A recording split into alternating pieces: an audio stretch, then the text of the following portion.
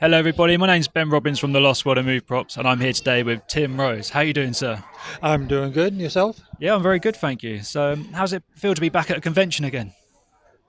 Slightly unusual. You get a little bit nervous about being so close to so many people, Yeah, but awesome. Like, have you enjoyed meeting the fans, and you're quite happy and comfortable meeting the fans? I'm happy doing that again. Yeah. I did quite a few Zoom interviews over the lockdown, Oh, nice.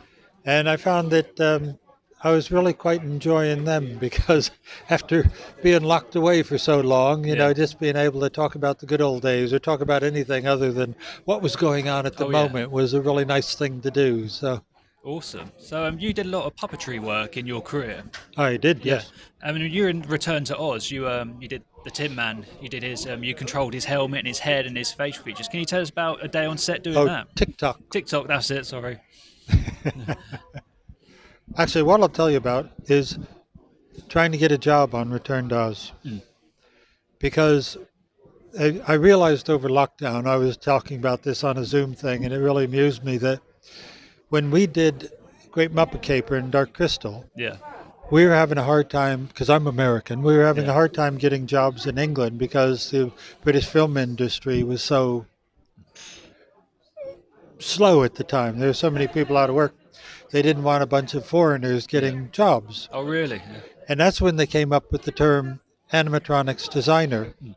Because when they called us animatronics designers, we got work permits because there were no animatronics designers in Britain. Yeah. Because there weren't any anywhere because we made it up. Yeah. But by the time we got to Return to Oz, all the British guys that we'd hired on to help us when we first came over as animatronics designers Yeah. were also now animatronics designers, Yeah.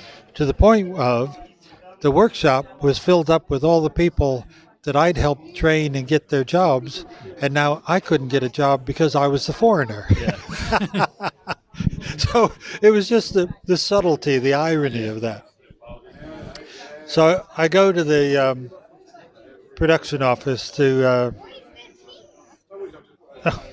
the art director. I can't remember his name now. I go to the art director and I say, "Oh, please give me a job. I got two kids now, a wife to support, a mortgage, all that. Yeah. I need a job." And he said, "Well, we're having real problems with the wheelers." Mm. Said we can't work out how to make them work. How to get actors to actually do what they have to Yeah. do.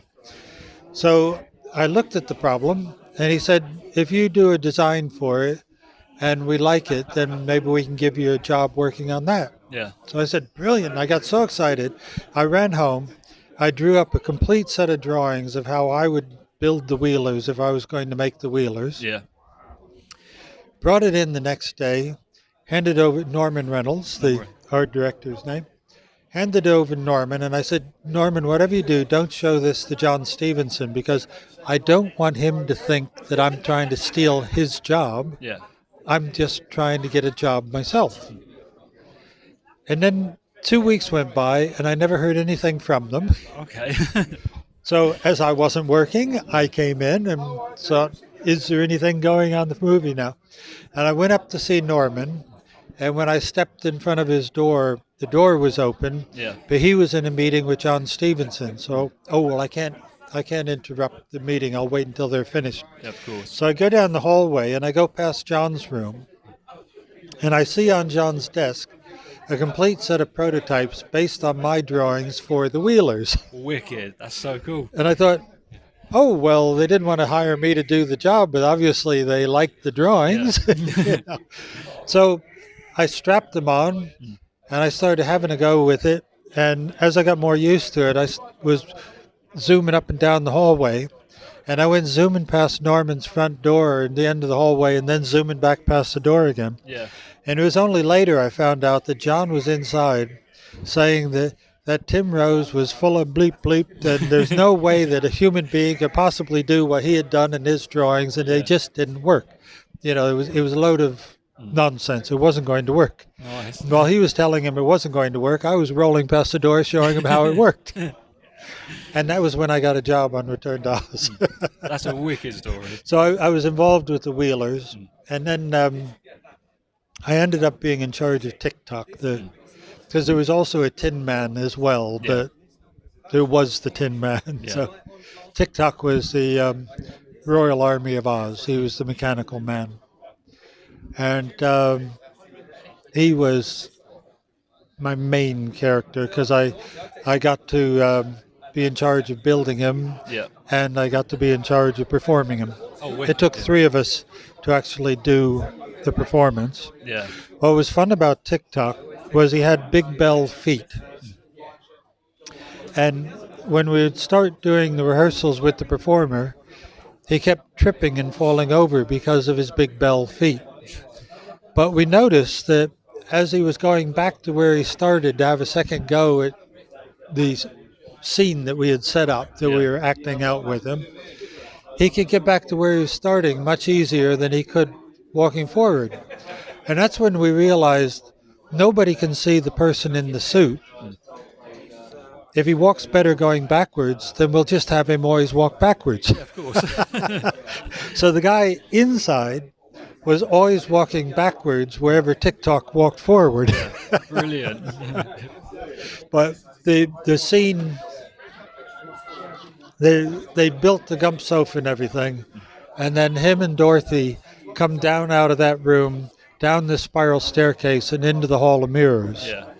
So the performer, Mike Sundin, who's no longer with us, I'm afraid, he was coming down the stairs backwards, looking at a monitor between his legs. And we had a guy on either side of camera so we could try to save his life, because if he tripped coming down those stairs, Yeah. he would have just kept rolling until he got to the bottom. Yeah. So it was very dangerous. Yeah. But in those days, we did all sorts of very dangerous things because it was all in camera. You didn't have any choice. Yeah. You either did it or you didn't have it in the movie. Yeah. But I thought that was an exciting day. Yeah. Sounds like a really good fun day, actually. Yeah. Yeah. So you got to work with Jim Henson's crew an awful lot as well, and you got to Oh, I work. worked with Muppets for years, yeah. And one of my favourite Muppet films is The Muppets Christmas Carol. Can you tell us about your experiences on set and the characters you controlled on there as well? Right, the first day that... oh, there you go. It's the old man blanking out again. That's all right. Who plays Scrooge? Michael Caine. Michael Caine. Thank you. The first day Michael Caine was on set, we were all really excited because Michael Caine's on set. Yeah. We had never worked with him before, so we were very excited. And we were standing about 10 feet behind the camera, and he was doing this really intimate scene where he was talking with the ghost of Christmas past about the lady that he should have married but didn't. Yeah. And I distinctly remember we were back there going, with the money this guy's getting paid, you'd think he could make more of an effort. But Jim always used to actually Jim was dead by this point, but Brian, his son, Yeah.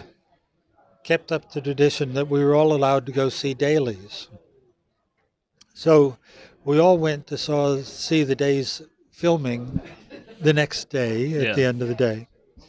And we got to see the scene where we were saying at the time we thought he should have made more of an effort, but now we got to see what he was doing, because he wasn't performing to us 15 foot behind the camera. He was performing to the camera lens, Yeah. which was only 4 foot away from him. And of course, when you saw the performance from 4 foot away and not 15 foot away, you realize there was a whole lot more going on there than you could appreciate. Because if he performed to us, it would look ridiculous so I always remember it as a lesson. Yeah. The difference between stage acting and film acting is your entire audience is wherever the lens of that camera is. Yeah. That's wonderful. That is the only person you're performing to, is the lens of that camera. Yeah. So obviously we're here at a Star Wars day today. You were in Star Wars. Can you tell us about your characters in Star Wars and the roles you've played? I got to play Admiral Akbar, Salacious Crumb, Sice Noodles. I played Sholan in Rogue One. I've operated a few other characters for other people, because most of the animatronic things now are at least 2 people. There'll be a person in the suit and then a person operating the face Yeah. off a radio control and things. So certainly in the early days, animatronics was such a new thing that we kind of ended up showing them what to do with the characters. Yeah. So your involvement in the movie was much more enjoyable and much more involving. You know, you were a Yeah. much more important part of it. I mean, to the point where the original Akbar, we had the full body suit, which was used for establishing shots and walk-ons. But then I had made a hand puppet version of him, which did all the close-up and the majority of the dialogue. Oh, wicked. Nice. So there was actually two different Akbars that we put together to create the Akbar you see on screen. Yeah. With the new Akbars, there's now, I'm in a carbon fiber helmet and there's 38 servos all the way around my head, and the computer helping the performer operate the servos, and Yeah. you know, so it's a whole different thing. But for me personally, less involving. Yeah. I didn't even have to learn my lines anymore because I didn't have to say any of my lines, you know. So, So, out of all the Star Wars characters, who is your most favourite one to control and play? I'd like Salacious Crumb because he was just a hand puppet, Yeah. and I could put him on and entertain the crew with him. You know, I could Yeah. just walk around backstage and goof around. So I certainly had much more fun with him. Yeah.